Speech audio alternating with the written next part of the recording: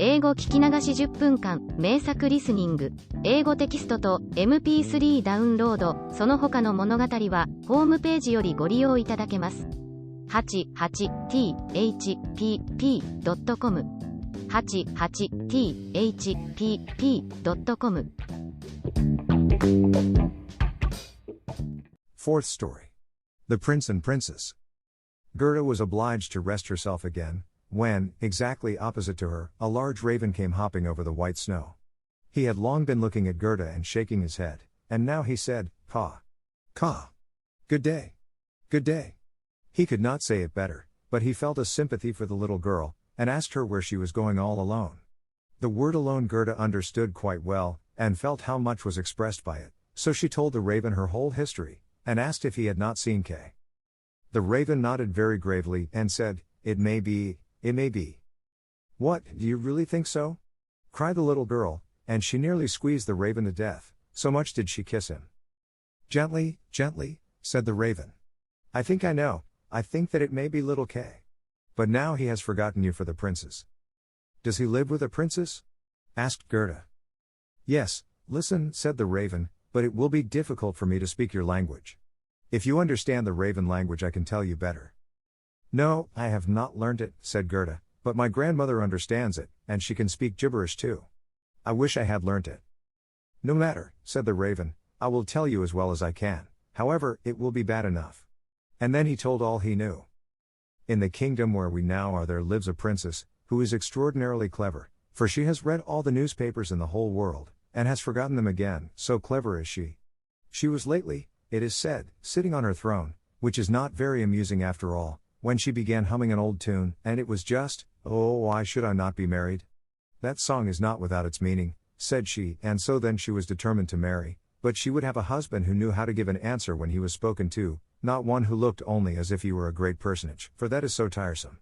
She then had all the ladies of the court drum together, and when they heard her intention, all were very pleased, and said, "We are very glad to hear it, it is the very thing we were thinking of." "You may believe every word I say," said the raven, "for I have a tame sweetheart that hops about in the palace quite free, and it was she who told me all this." The newspapers appeared forthwith with a border of hearts and the initials of the princess, and therein you might read that every good-looking young man was at liberty to come to the palace and speak to the princess, and he who spoke in such wise as showed he felt himself at home there, that one the princess would choose for her husband. "Yes, yes," said the raven, "you may believe it, it is as true as I am sitting here." People came in crowds, there was a crush and a hurry, but no one was successful either on the first or second day. They could all talk well enough when they were out in the street, but as soon as they came inside the palace gates, and saw the guard richly dressed in silver, and the lackeys in gold on the staircase, and the large illuminated saloons, then they were abashed, and when they stood before the throne on which the princess was sitting, all they could do was to repeat the last word they had uttered, and to hear it again did not interest her very much. It was just as if the people within were under a charm, and had fallen into a trance till they came out again into the street, for then, oh, then, they could chatter enough. There was a whole row of them standing from the town gates to the palace. "I was there myself to look," said the raven. "They grew hungry and thirsty, but from the palace they got nothing whatever, not even a glass of water. Some of the cleverest, it is true, had taken bread and butter with them, but none shared it with his neighbor, for each thought, 'Let him look hungry, and then the princess won't have him.'" "But Kay, little Kay," said Gerda, "when did he come? Was he among the number?" "Patience, patience, we are just come to him. It was on the third day when a little personage without horse or equipage came marching right boldly up to the palace. His eyes shone like yours, he had beautiful long hair, but his clothes were very shabby." "That was Kay," cried Gerda, with a voice of delight. "Oh, now I've found him!" And she clapped her hands for joy. "He had a little knapsack at his back," said the raven. "No, that was certainly his sledge," said Gerda, "for when he went away he took his sledge with him." "That may be," said the raven, "I did not examine him so minutely, but I know from my tame sweetheart, that when he came into the courtyard of the palace, and saw the bodyguard in silver, the lackeys on the staircase, he was not the least abashed, he nodded, and said to them, 'It must be very tiresome to stand on the stairs, for my part, I shall go in.' The saloons were gleaming with lustres, privy councillors and excellencies were walking about barefooted, and wore gold keys, it was enough to make any one feel uncomfortable. His boots creaked, too, so loudly, but still he was not at all afraid. "That's Kay for certain," said Gerda. "I know he had on new boots, I have heard them creaking in Grandmama's room. Yes, they creaked, said the raven. And on he went boldly up to the princess, who was sitting on a pearl as large as a spinning wheel.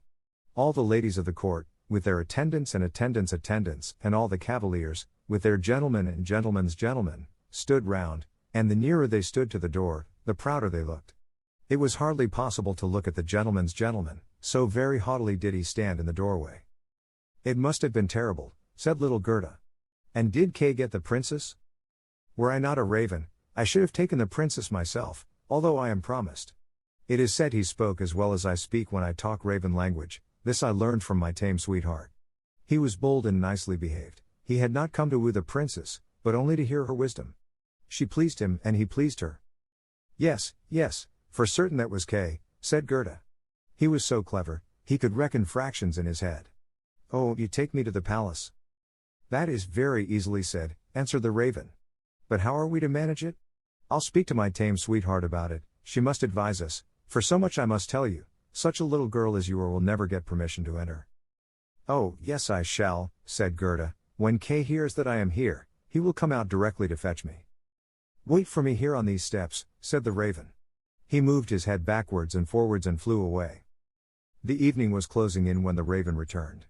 Caw, said he. She sends you her compliments, and here is a roll for you. She took it out of the kitchen, where there is bread enough.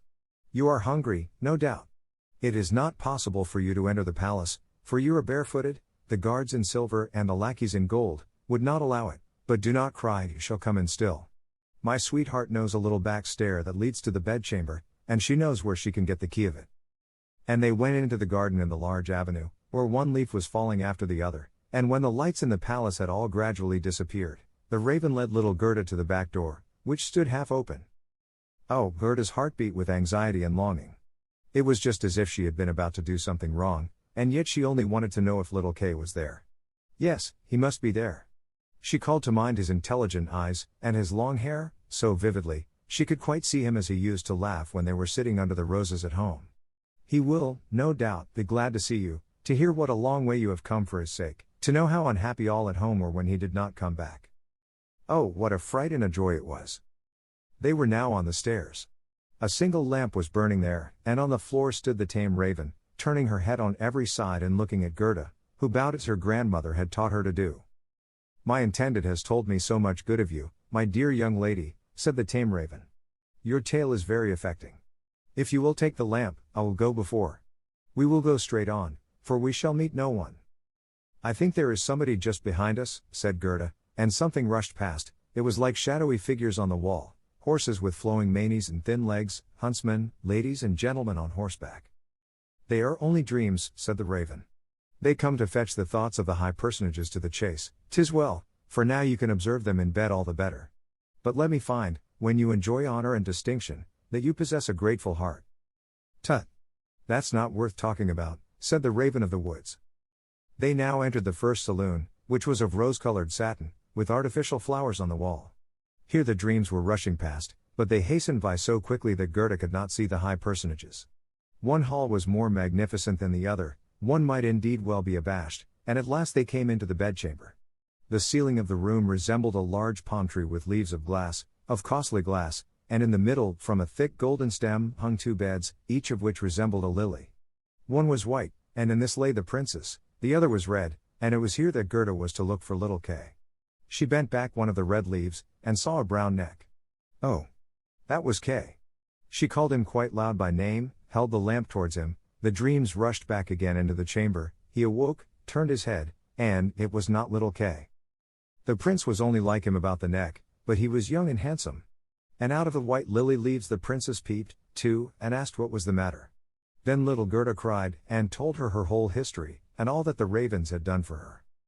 Poor little thing, said the prince and the princess. They praised the ravens very much, and told them they were not at all angry with them, but they were not to do so again. However, they should have a reward. Will you fly about here at liberty, asked the princess, or would you like to have a fixed appointment as court ravens, with all the broken bits from the kitchen? And both the ravens nodded, and begged for a fixed appointment, for they thought of their old age, and said, it is a good thing to have a provision for our old days. And the prince got up and let Gerda sleep in his bed, and more than this he could not do. She folded her little hands and thought, how good men and animals are. And she then fell asleep and slept soundly. All the dreams flew in again, and they now looked like the angels. They drew a little sledge, in which little Case sat and nodded his head. But the whole was only a dream, and therefore it all vanished as soon as she awoke. The next day she was dressed from head to foot in silk and velvet. They offered to let her stay at the palace, and lead a happy life, but she begged to have a little carriage with a horse in front, and for a small pair of shoes. Then, she said, she would again go forth in the wide world and look for Kay. Shoes and a muff were given her. She was, too, dressed very nicely, and when she was about to set off, a new carriage stopped before the door. It was of pure gold, and the arms of the prince and princess shone like a star upon it. The coachman, the footman, and the outriders, for outriders were there, too, all wore golden crowns.